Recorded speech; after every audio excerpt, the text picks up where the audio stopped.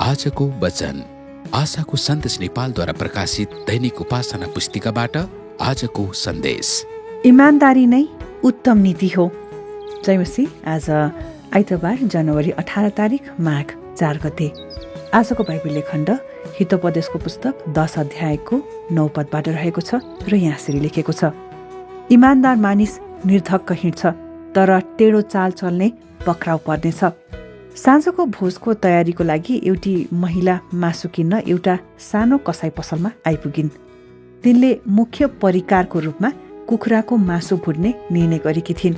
जब तिनले काउन्टरमा रहेको मानिसलाई उसँग भएको सबैभन्दा ठूलो कुखुरा मागिन्, उसले कोल्ड स्टोरेजको बक्सभित्र बाँकी रहेको अन्तिम कुखुरा समातेर तराजुमा राख्यो। यो कुखुराको तौल 2 केजी छ महोदय, उसले भन्यो। महिलाले एक क्षण सोचिन् र त्यसपछि भनिन्, मलाई लागेन यतिले पुग्छ। के तपाईँसँग अलि ठूलो कुखुरा छैन?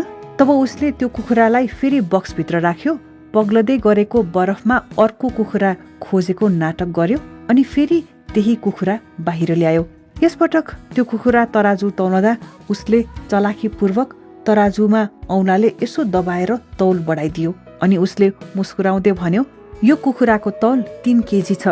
ती महिलाले निधार खुम्चाउँदै केही बेर सोचिन् अनि मनमा नै हिसाब गर्दै तिनले भनिन्, मलाई निश्चय छैन, यसो गरौँ, मलाई ती 2 कुखुरा दिनुहोस्।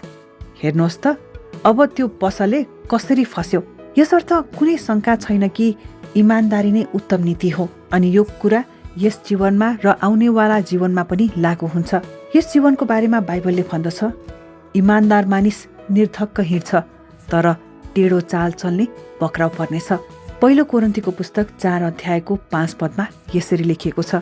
अनि आउनेवाला जीवनको बारेमा पनि बाइबलले यसो भन्छ, यसकारण तोकिएको समयभन्दा अघि न्याय नगर, प्रभु आउन्जेल पर्ख।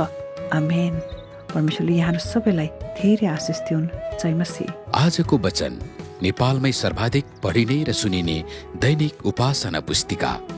हाम्रो ठेगाना आशाको सन्देश नेपाल, नखु, ललितपुर। Mobile number 98082048 04870।